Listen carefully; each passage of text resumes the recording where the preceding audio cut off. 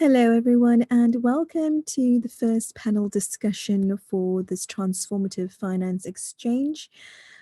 Kickstarting the event is a session on optimizing balance sheets. My name is Dale from Connect Global Group, and it is an absolute pleasure to welcome you all to this session.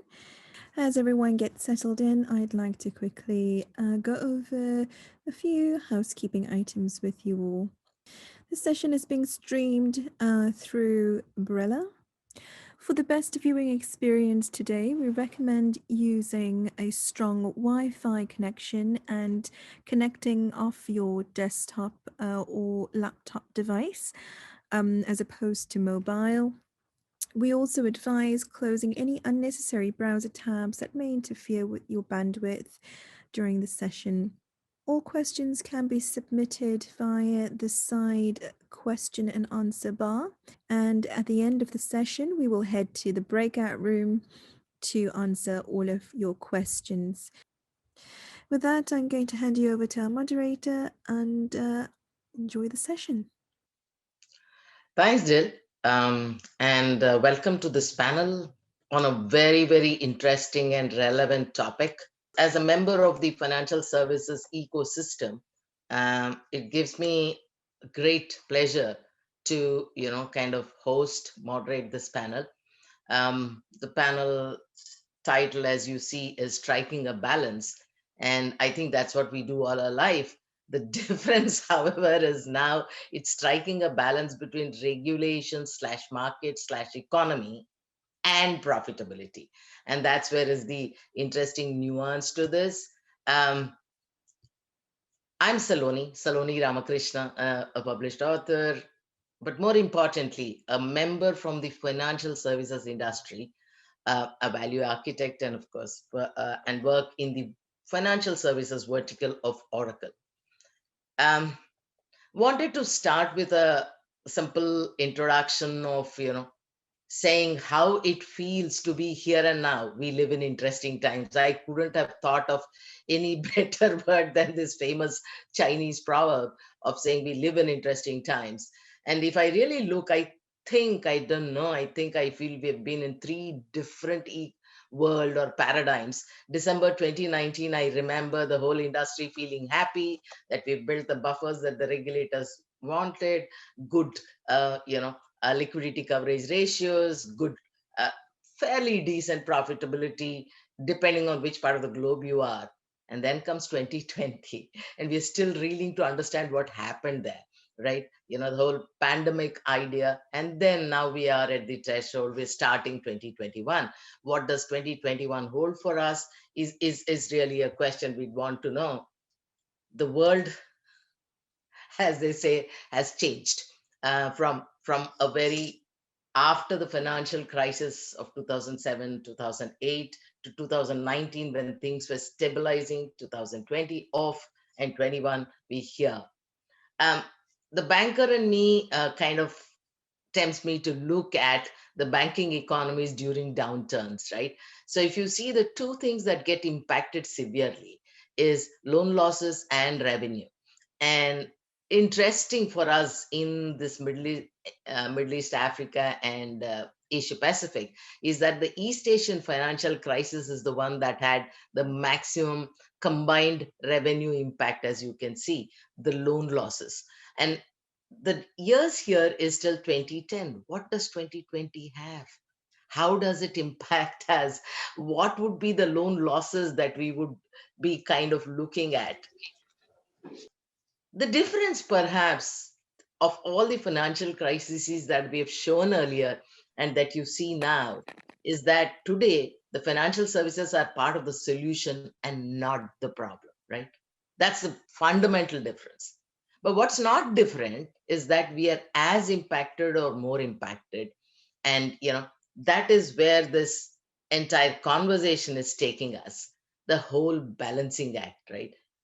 The industry's requirement to be, shoulder to shoulder with the regulator and with the market to support the customers while ensuring that they themselves are stable, which essentially means you have to have your safety net, but at the same time put your money to work. One of my banker friends used this phenomenal statement when he said, dynamically connected and quote unquote engaged balance sheet management is what we would be looking for. And this would be at the heart of managing the current pandemic impacted situation. So, that being said, the whole aspect of optimization, the balance sheet optimization, and I'm not talking stats here. I'm not talking of efficient frontiers and all of that. I'm talking of optimizing the operations in a way that the P&L and balance sheet stay healthy, grow, and can support the system, as well as be stable themselves. The first is, and I love this word, optimize. I never use the word maximize, I think, because there is never a question of maximization. It's always a question of optimization, and you optimize profit and loss. And the second one that I'm, as an industry person, feel very strong about is keeping the risk within the organization's accepted risk appetite. There's nothing like no risk, right? There is risk. It's the risk appetite that we pick, and within that, optimize the P&L. The paradox, however, is that by design or default, all regulations require stronger capital, manageable leverage, reduced risk, each of which on the face of the impact, um, impact the returns negatively. I mean, you don't have to look far, right? Basel 3, 4, depending on who's talking about it, the numbers are anybody's, situational statement. IFRS 9, 17, and so on. To meet this challenge, I think banks need to plan what businesses they would like to shrink, exit, increase, include, remodel, and so on. And the ability to have that flexibility and availability of granular data that allows you to look at from record to report.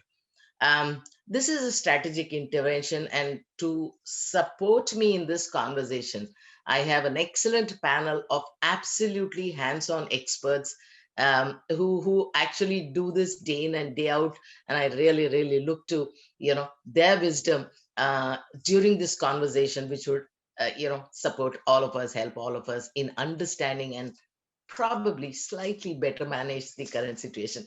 Panelists, I would request each of you to introduce yourselves. And I'll start with you, Murad. Thank you very much, Saloni. Hello to everybody. Hello to my panelists. My pleasure to be here. And as you've asked me for an introduction, I will give one. My name is Murad Chowdhury.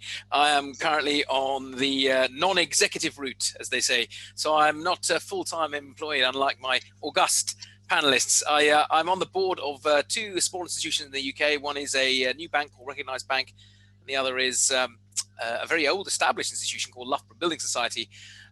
So that's, but my background is, of course, similar to yours, in banking and finance in the City of London. The last 32 years, 32 years now. But now, as I say, with time available to take part in these sorts of very interesting and very pertinent points that you raised in your introduction. And thank you again, and my pleasure to be here. Thank you. Salman, can I request you to go next, please? Sure, Saloni.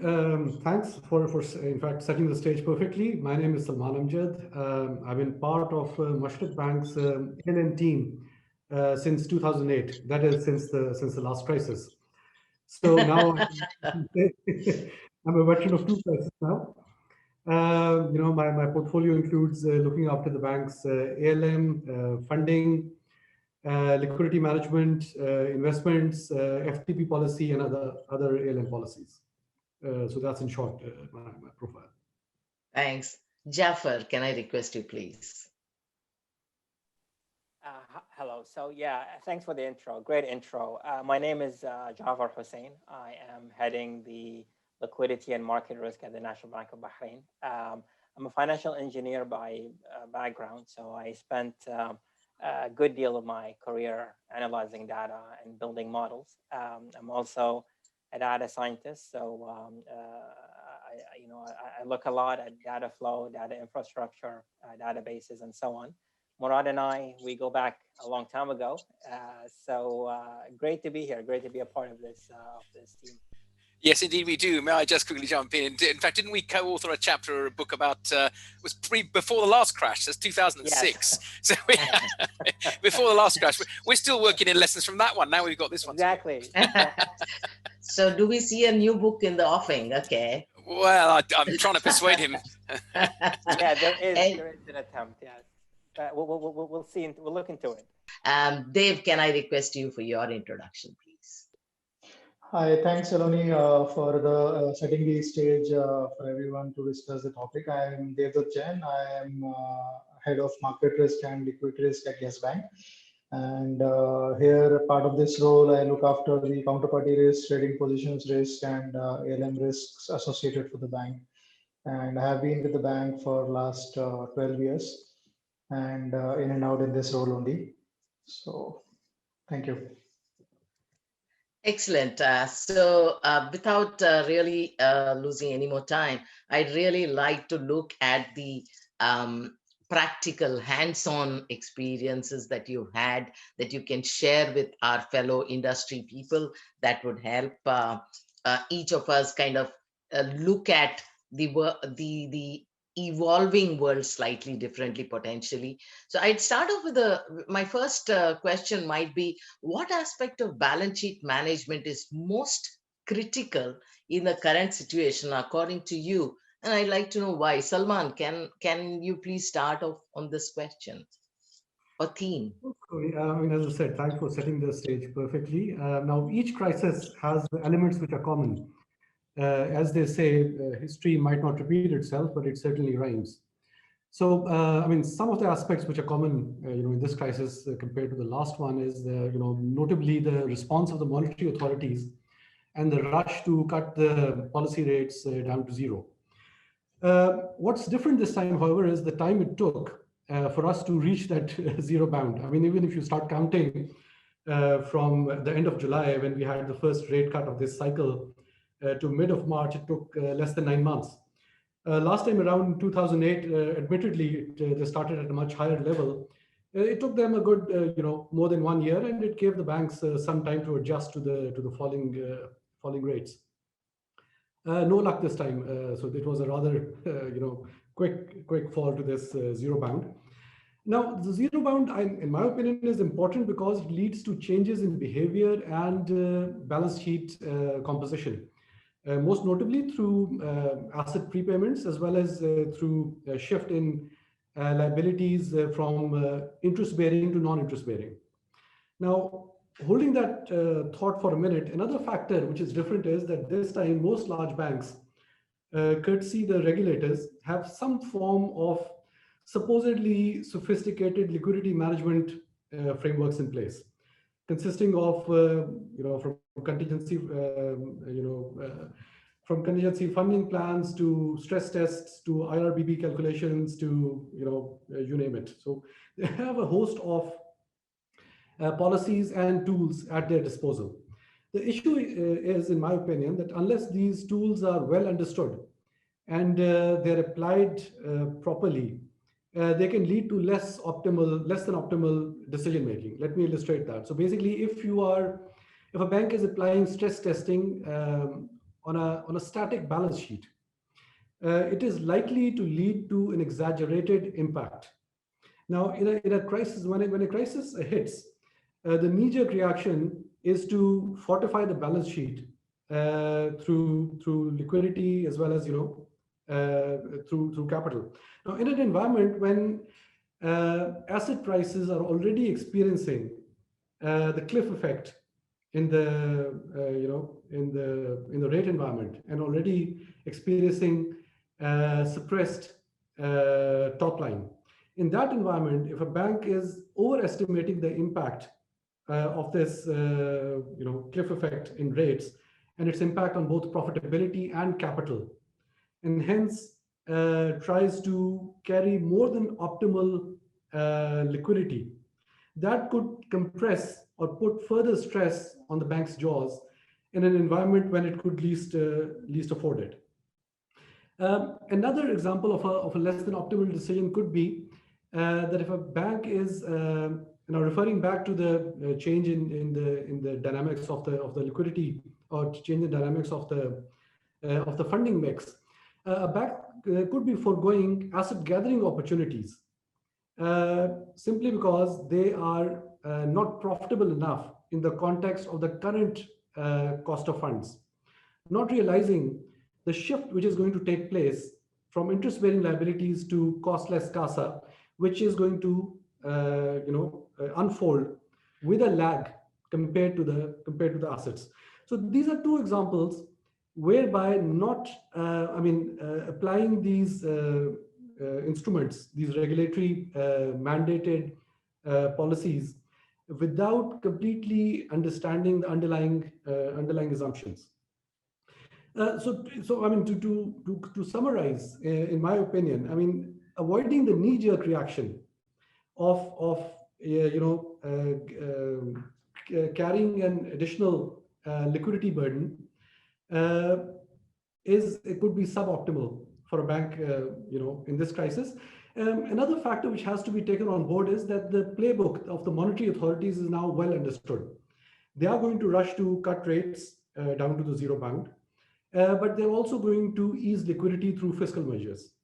So the banks need to be able to have this knowledge, and utilize it to their advantage, without kind of rushing to fortify the balance sheet. So the authorities will create some room for the banks to operate. The second factor has to be to keep an eye out for these asset gathering opportunities, and be aware of this shift which is going to play out. And this has to be taken into account in the stress testing or other modeling which a bank is undertaking. To top it up, basically, the bank, whatever model is it applying, whether it is the IRRBB model or whether it is the stress testing, keep an eye out, or at least be aware of the underlying assumptions in both these models, and always apply a reality check as the crisis unfolds. I mean, if at the start of the crisis, obviously nobody had a clue that whether we'll be out of this crisis in 6 months' time, or this is going to play out over a much longer period. The response had to be continuously adjusted, and in my opinion, the ALCO's role becomes far more important in such circumstances, because if they have a common understanding of the fault lines, of the stresses, as well as the resilience of the balance sheet, be aware of the room which will be created by the monetary authorities, and aware of the underlying assumptions, and continuously revise them as the crisis unfolds. So these three aspects, I think, are going to be very important in dealing with a crisis, because obviously you're always dealing with a less than perfect information at any point in time. So these, to me, have to be the biggest learnings which could be applied in any crisis. I like the term less than perfect, which is the reality. And like I said at the beginning, I think what you really are reinstating with very specific, clear examples and statements is that we need a dynamically aligned, inclined and engaged balance sheet management closer to the ground, on a flexible basis. Murad, your follow-on on the subject. Thank you, and certainly nothing to disagree at all on Mr. Amjad's very pertinent comments. In fact, right at the end, he mentioned the role of ALCO. For me, that's always the paramount exec committee in any institution, and its role is emphasized still further in a crisis event.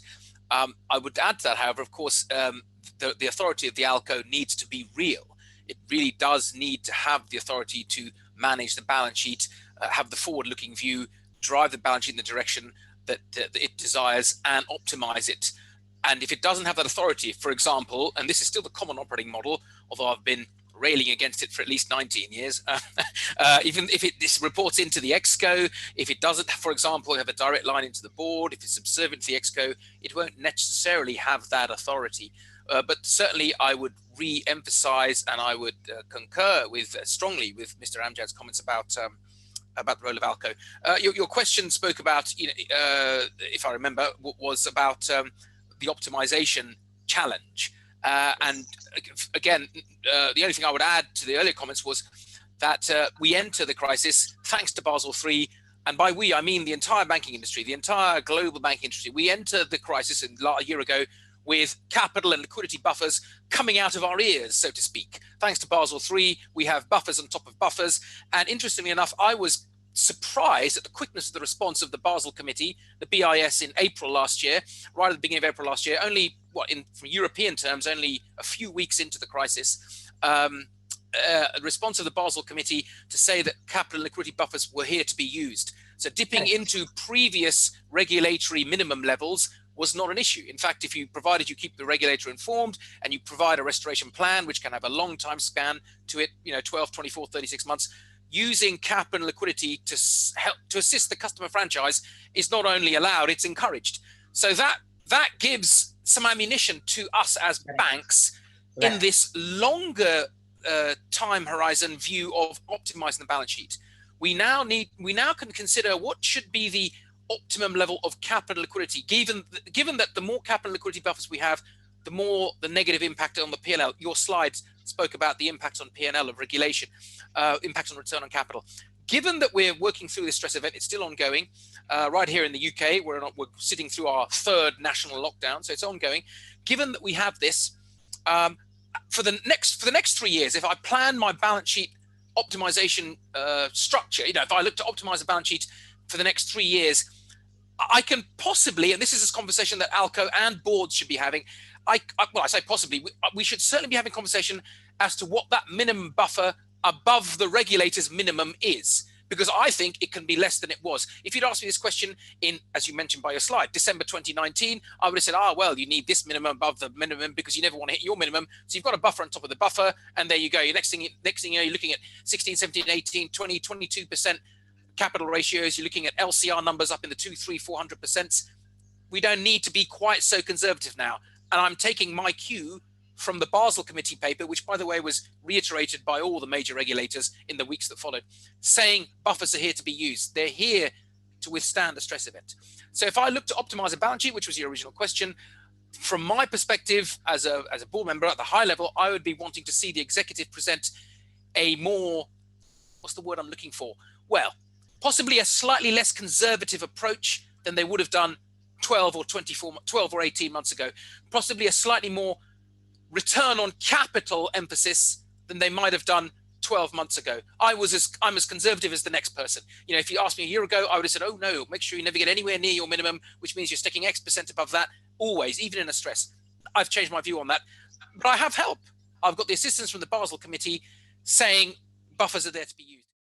Thanks, Murad. I think there were multiple themes there, and I'll come back to each of them at different points. But I think the big one about banks having the ability to understand and come up with their thresholds of, the buffers would really be a very interesting growing up, because it's always easy to be following what the regulator says and then say I have that extra and therefore I'm that much stronger, which might not actually be the case.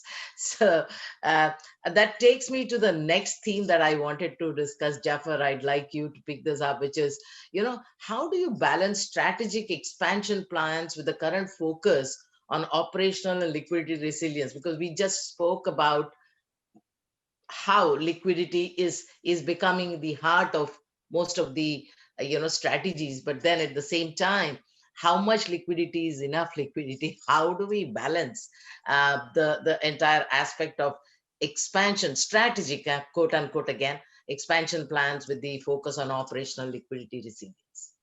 Sure, thank you, Saloni. I'm gonna kind of start where Murad and Salman left off.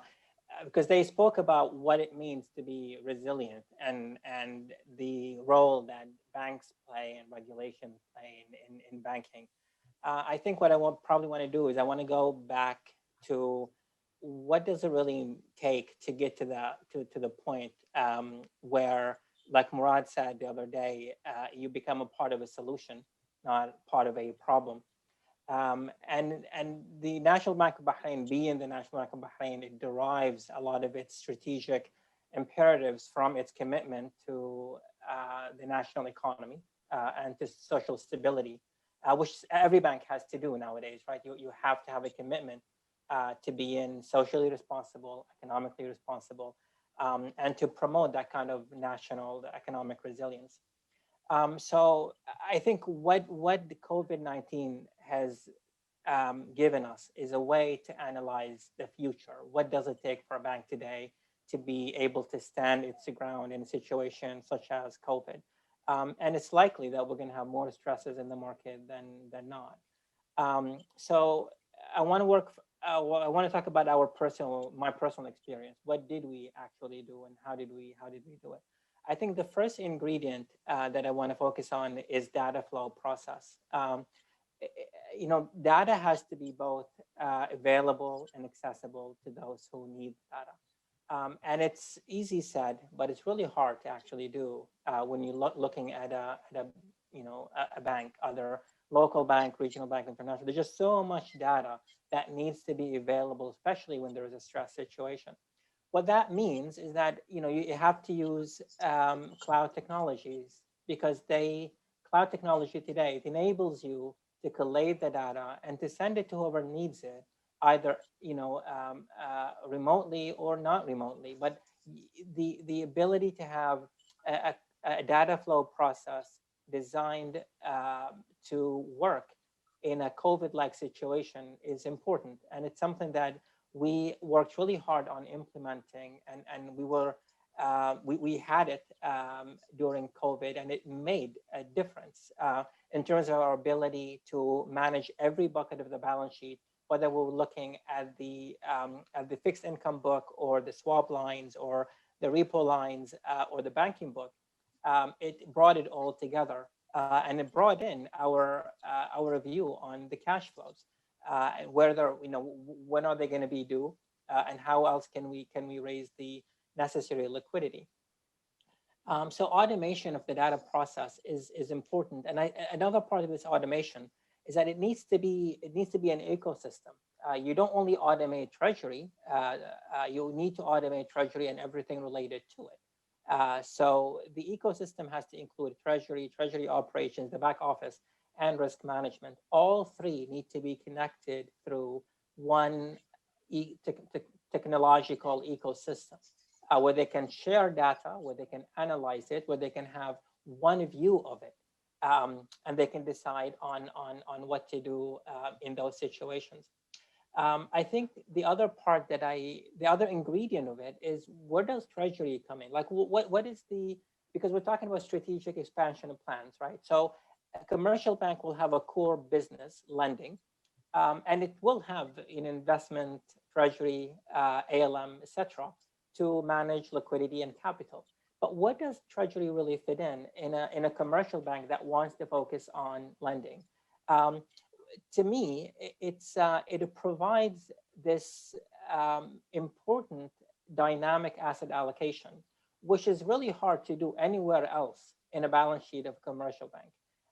The ability of treasury to allocate capital and to shift this capital allocation when needed is essential to stabilize the bottom line, the volatility of the bottom line. You're gonna have environments in which interest rates are rising. You're gonna have environments in which interest rates are falling. You're gonna have environments in which lending may not be as profitable. And in those environments, you need a highly supportive, risk-controlled treasury operation. And that's what we have. That's what we wanted to do. That's what we've done at the National Bank of Bahrain. So I think it's important to put treasury in this context, the context of promoting stability of the bottom line of the bank, and promoting dynamic asset allocation when needed. The other thing I wanna sort of emphasize is the liquidity role that treasury plays. So when you're in a financial crisis such as COVID, liquidity is obviously probably the most important. And when you talk about liquidity and how it's managed, I think two things come to mind. One is the management of the HQLA book, which I'm sure Murad will probably talk about some more. And the other thing is the management of the swap lines. Those two are essential. Being able to manage the repo lines, having a reliable, stable repo lines with the counterparties, and being able to have reliable swap lines available to the bank at all times, whether stress situation, non-stress situations. Those are really important in order for the bank to pursue its core business. See, the thing is, if Treasury gets disrupted, it can disrupt everything else, because it's where liquidity is, where capital management is happening. And if you're in the lending business and all of a sudden you're hit by a liquidity crisis somewhere else in the bank, everything else is gonna come to a stop. So you can't really afford to have Treasury in a non-controlled environment. You cannot afford to have Treasury taking positions that may impact the core business, where you want to expand. And so back to the question, how do you balance your strategic imperatives and expansion plans with what we see today in regulations? I think the focus, for example, of the stress testing needs to be on liquidity, and specifically on practical things related to the HQ laybook and how it's managed and how much of it is enough for the lending business. And two, the swap lines, having reliable, stable swap lines.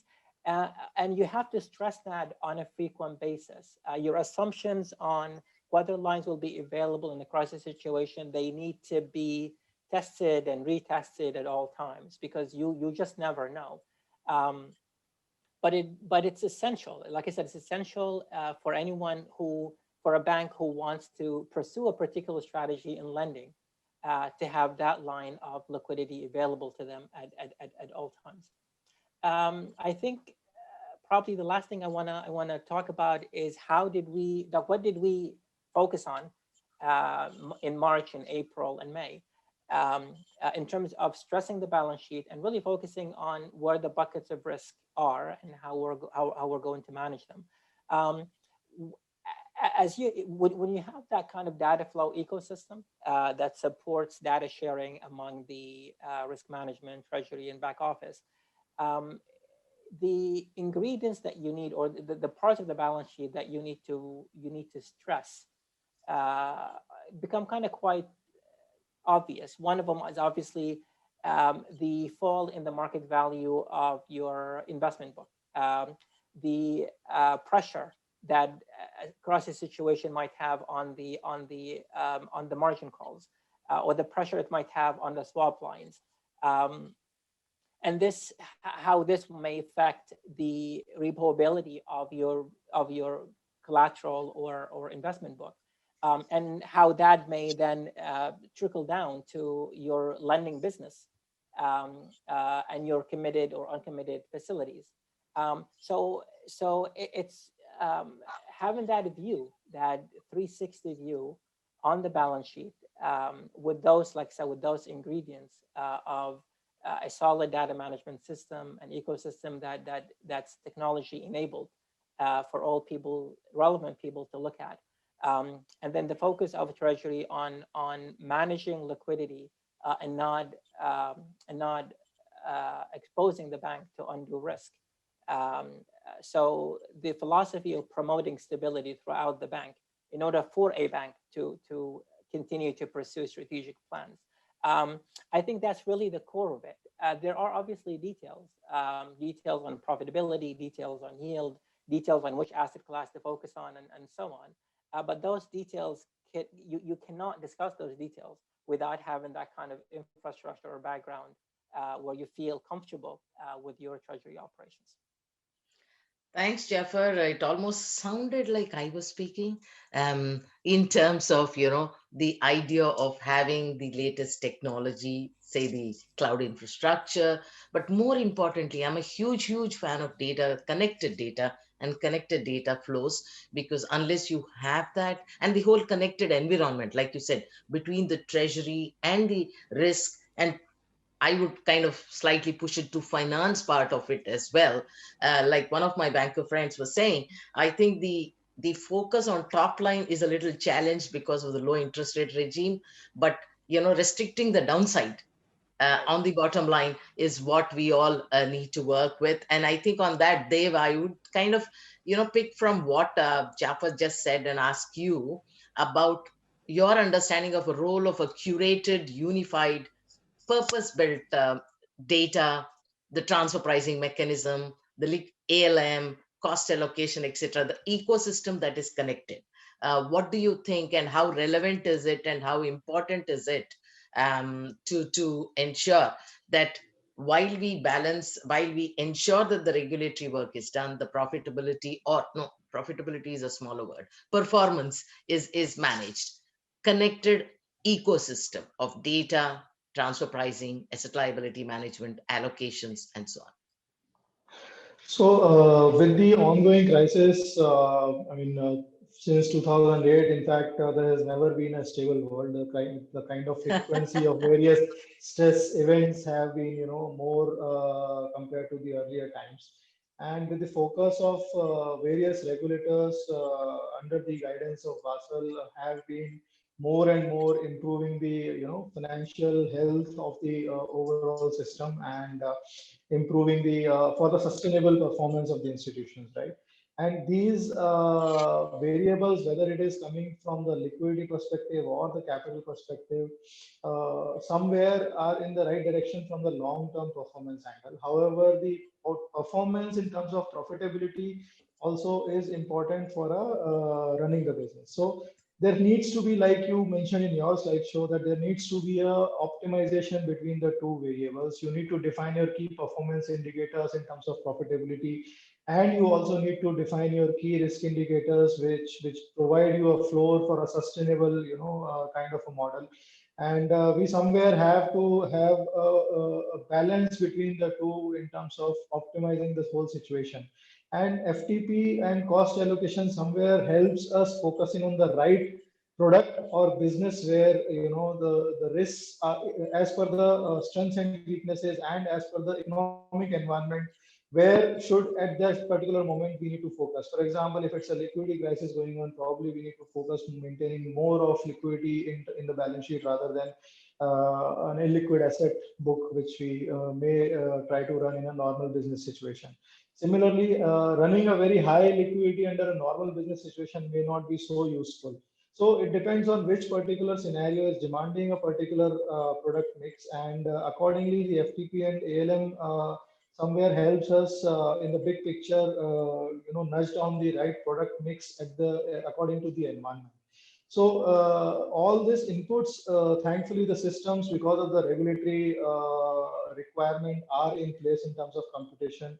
Like we just discussed, that the coherent data, alignment across the systems needs to be in place. That helps us in taking the right action, course correction. We may have a plan for 3 years, but somewhere a disruption comes, like in the current scenario. You have to actually react to it immediately as early as possible. For that, you need timely information, and this is just not a particular industry specific or global crisis. Even in case of a specific institution related crisis, it is far more critical, where you have to react much faster than in a global crisis, because in global crisis the regulators will help you much more than a specific crisis, right? So you need to be evaluating your own financial health, evaluate your business model, current situations, and optimize your cost allocation across through FTP or ALM models, and focus on the right product mix to generate the revenues which you should be. Thanks, Dev. I think I hear each of my panelists talking of stress testing. I remember Jaffer mentioning sometime earlier that, today's stress testing is so real, and it's intraday, if not, an hourly basis. So my next question really is, starting with Salman, is what is the importance of stress testing today? Two parts to this question. The second of it is, what are the kind of stress tests that you are, kind of looking at in real situation, hands-on situation? So those Okay. two parts. Salman, over to you. Okay, thanks, Aloni. So, I mean, the real utility of stress tests and having the, the advantage of this hindsight in 2020, no pun intended, is basically the biggest, what the outcome of a good stress test is defining the upper limit of the liquidity cushion, in my opinion. Now, the lower bound is more or less defined by the regulatory requirements, and as Murad had indicated, that these cushions are meant to be utilized. So one theme which is coming very clearly through all the participants is that the banks need to take advantage of the room created by the authorities. So if through both monetary and fiscal measures, they are making room available for banks, and in a crisis situation, instead of just kind of trying to gather as much liquidity, which is going to obviously uh, impact impact the jaws extremely negatively in a crisis, the banks maybe perhaps aggressive might be the wrong word, as Murad put it, being less conservative in their desire to utilize those. Uh, so coming back to your question, the real advantage or having a well-defined stress test, in my opinion, is to figure out what are the fault lines, what are the sensitivities of the balance sheet, and what could really lead to actual stress in the balance sheet, and how then to overcome it. I mean, Jafar made this excellent point of testing the repo lines. Now, that is extremely important in a zero rate environment, because you can't afford to carry overnight liquidity, because that is going to earn you zero. So you need to deploy a bigger chunk of your liquidity into a securities portfolio without losing access to liquidity. And that can be done through having a tried and tested repo framework, through having both internal limits, having agreements in place, and having the operational wherewithal to be able to access it as and when required. So the purpose of a stress test is to figure out exactly uh, where is what is the upper bound. I mean, yes, you can carry, you can be as conservative as you like, but that is going to impact the bottom line extremely negatively, particularly so in a zero rate environment. So but obviously there are pitfalls to stress tests, and as I had discussed earlier, a stress test is only as good as, I mean, as the assumptions which go into it. And there are the two major pitfalls of a stress test. Number one, even if the assumptions are realistic and well thought out, unless there is credibility of the stress test internally, unless everyone believes that the results of the stress test are credible, this is how the balance sheet is going to react in an actual stress situation, then you can afford to kind of let it play out, having the faith in the stress test that that this is how it's going to how different parts of the balance sheet are going to react to it. And the second aspect, is constantly adjusting. I mean, obviously, the crisis, you can, by definition, you operating under limited, foresight.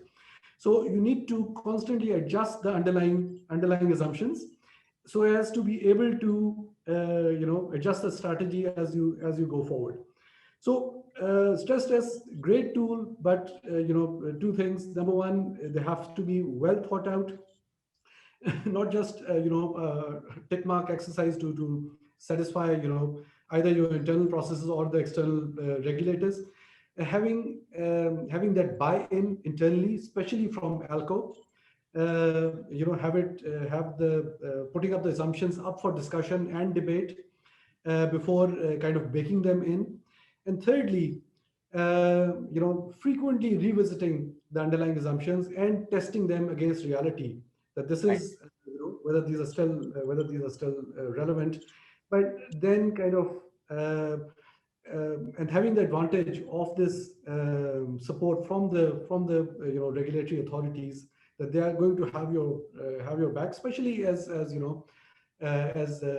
Jane mentioned, that especially in an economy-wide crisis, they are going to be supportive, and they're going to allow you to dip below at times the minimum regulatory thresholds. So take advantage of them. There has to be, and be able to strike a balance between profitability, and resilience of the balance sheet. So I hope I've kind of answered. Thank you. In the interest of time, I have one common question for all my panelists. I'm so tempted to pick up so many threads that each of you have kind of spoken of. And Salman, I remember your earlier conversation, you talked of irrational exuberance. I simply love that statement. But then I'll start with you, Murad, on the common question. If I was to ask each of you to share a practical approach strategy that you've implemented and in your case advised a bank on balance sheet optimization, and Murad, I'd like you to pick on the HQLA optimization as well, and say how that has or will positively impact, because I think we'd like to kind of close this panel conversation on the positive feedback to the industry on one thought, one practical approach each of you have done that would have a positive impact on the balance sheet and P&L. Over to you, Murad. Okay, sure. And absolutely, there's a lot there. I was nodding in violent agreement with Salman's comments just now. Your question, the common question is, one practical thing that we as individuals have actually either implemented or, in my case, advised to do. The answer to that question wasn't connected with the HQLA optimization, but you did raise it. So very briefly, 10 seconds. Yes. Salman's point about the upper bound is spot on. In today's environment, we all get the driver of the minimum HQLA. Everyone's been doing that since 2010. We need to cap it so that surplus liabilities above that are deployed in more higher earning non-HQLA. They can still be liquid, but non-HQLA assets. So the question asked back to me by the execs is, okay, so what should be the cap be a function of? And there's more than one way to do with it. But this is banking and finance. There's always more than one answer. But some aspect of your liquidity stress test output, worst case scenario, should drive your cap. And once you've got the cap, anything above that, you are free, or ALCO should then manage deploying that more efficiently, non-HQLA. But to get to your question at hand, that was a bit more than 10 seconds, my apologies. To get to your question at hand, one practical thing I did back in March was the greater use of reverse stress testing. And I was suggesting this to more than one institution. The reverse stress test is required by all of us. It's a Basel III. In fact, I think it's a Basel II construct. Going back to my earlier point about the regulator saying we have freedom to use our capital liquidity buffers, how much of that should I use and still have a viable balance sheet in the next 12, 24, 36 months? The reverse stress test process helps with that. It gives the executives intelligence back. So I apply a reverse stress test. That's the scenario that I don't survive. Work iteratively back from that. So it's slightly less severe, but still severe. And at the point where I see that even with that severe stress scenario, I'm still viable, at that point, I think, okay, I can survive that much loss or that much loss of liquidity or this much credit loss and still be viable. At that point, it tells me this is how much capital and liquidity resource I've got. So the short answer to your question is I would make use of more reverse stress testing approach, iteratively less severe. It tells the executive how much resource they've got for capital and liquidity, and they can go and deploy that. That's something that I was doing since the stress event. That was advising banks to do back in March and April this year. Brilliant. I couldn't have agreed more. Jafar, your thoughts. Well, I have to say that that's actually exactly what we did, the reverse stress test during March and April. It's how we got to know how much HQLA we needed, extra HQLA we needed, what kind of swap lines do we need to cut out, what kind of swap lines do we need to introduce, what do we do with the certain repo lines. I think back to what Salman is also was talking about, like, a stress test being an art or a science, and the role of the reverse stress testing that Murad spoke about. It kind of, it reduces stress testing to less than an art and less than a science. It's the question of what do you need to do, what do you need to have in order for you to survive operationally. And what does your capital really, what do you need to maintain your capital base or your liquidity base and so on. So reverse stress tests, they work really well to take away, the too many assumptions that are usually embedded in normal stress tests. So you would concur with Murad. And is there any practical approach that you have used in addition Yeah. to reverse stress testing, or is that? Absolutely. So I followed a really simple approach to stress testing.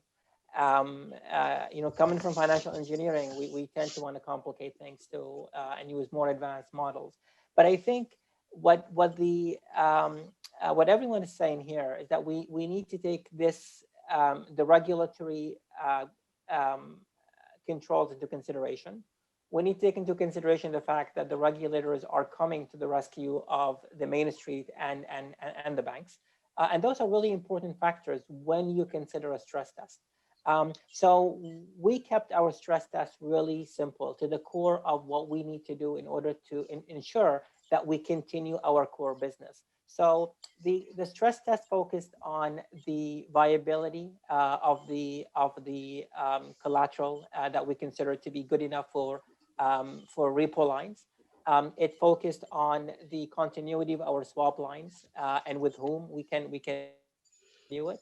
It focused on the cost of the repo lines and to what extent we can sustain higher than normal costs. It focused on the interbank and how much of it do we want to maintain versus other sources of funding.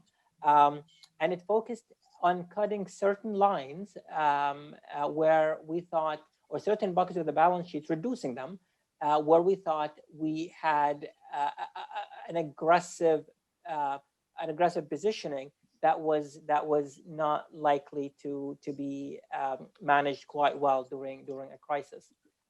So it was a very focused stress test, specifically to handle and manage liquidity in March and April.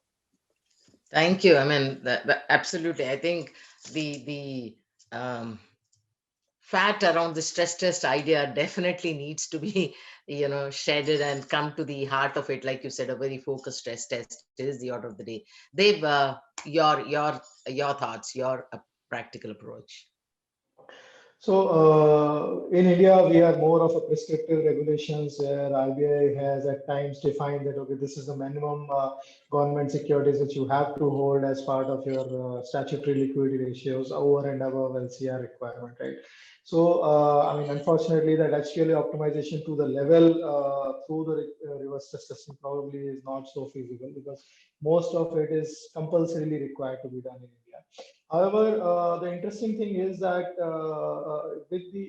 that leaves you with certain still some variables which you can play with in terms of if you can forecast some of those variables in your balance sheet, look at the term structure of all your liabilities under normal scenario or a stress scenario, how you perceive them to be. Avoid a concentrated approach in the balance sheet in terms of liability term structure and accord so that in future you don't really get hit by a surprise in terms of sudden HQLA requirement over and above what you are already carrying as a business as usual. So forecasting models, the simulators actually at times help in terms of optimizing your and a stable liquidity profile rather than a volatile liquidity profile. Okay, thank So you. that really helps. And yeah.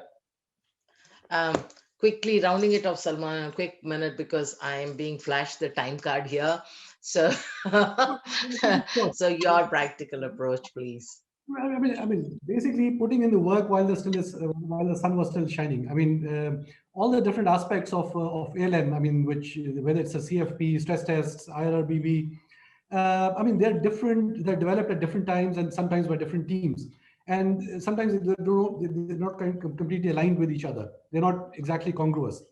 So the first thing is once you've had the first cut, the second, once you are going over them, I think bringing them all together so that they're all aligned with each other. They're not pulling in different directions. That I think is extremely important. The second aspect was, basically, uh, once you've had the basic regulatory compliance, let's say with IRBB applying the the rate shocks on a static balance sheet, then overlaying it with the dynamics which you've observed, in the past crisis, the way the balance sheet reacts, the way the prepayments expedite, the way there's conversion of interest bearing into non-interest bearing. So bringing all that together, and basically, avoiding the knee-jerk reaction, that has to be, because then there is, as long as the response is measured, that the regulatory playbook it is now well established. uh, Basically staying calm, knowing how it's thinking, letting and balancing the P&L with having a resilience without in the new normal environment. That has to be, that's how you hold the bank in good stead, and without kind of swaying to other side, and which is in line with exactly the theme of this whole session, which is maintaining the balance, optimizing profitability versus balance sheet strength. That's amazing. I think keeping calm is a interesting theme. So that has been a very energetic conversation, and I see that we've covered an entire ecosystem, starting from the importance of data, a unified, integrated risk, capital, funding, and return aspects, all the way to doing stress testing that is realistic on the ground, and the ability to do reverse stress tests so that you keep this whole thing real. Um, the requirements, as we say, I remember one of my mentors telling me there's nothing like a maximization or even an optimization. It's always a constrained optimization, and we work in that world. So I think this was a beautiful thought that the panelists brought out, which is the connected universe of the entire balance sheet optimization, all the way starting from the planning. And I remember Jafar mentioning right down to the cash flows, the detail of the data, to the impact of, and they mentioned this, of the FTP and the allocation impact, the balancing of risk and returns, which Salman mentioned, the whole stress testing and reverse stress testing that Murad spoke of. All of these feed into the strategy formulation, which flow into the tactical balance sheet management. Um, a very busy slide, not intending to cover anything here, just to mention that connectedness that I showed graphically earlier, of how it is really linked to ultimately looking how the market looks at the individual organization or bank. And the three big ideas here are: one is the growth, both of the balance sheet and the P&L. The second is the customer aspect. And the third is the efficiency aspect, all within the envelope of risk and governance management. The whole integrated approach of how the reduction in costs of finance, the TCO reduction, the balance sheet turn out faster, and the faster time to information and value, the entire integrated approach that Jaffer spoke about, and the rest have absolutely said that that's the way to do it. The integration is between the groups, whether it is treasury, risk, and finance, or whether it is the data flows across them. They all impact the P&L and balance sheet and efficiencies of the organizations very, very positively. And then finally, is there something that we're talking about in terms of hard numbers? One analysis of a third party research says that if we can use these regulatory data for strategic business decisions, there would be additional revenue to the order of 12%. The question here is not whether it's 8% or 10% or 12%. The question is the unified universe of data and business across the business, three business lines critically, should lead to a strong balance sheet. That is really the balance that we're looking at, and of growing these strong balance sheets in this pandemic like situation. So I'd like to kind of close this conversation by saying that we look to a very positive 2021 and ahead. But like Salman mentioned, we have that much distance that we can see at this point, but a lot will evolve. So I want to give a big thank you to my panelists who have made this such an enlightening and such a real conversation as opposed to staying within the world of academics. Thank you, each of you. Absolutely appreciate your time and opinions and inputs. Thanks, Saloni. Thanks, everyone. Take care.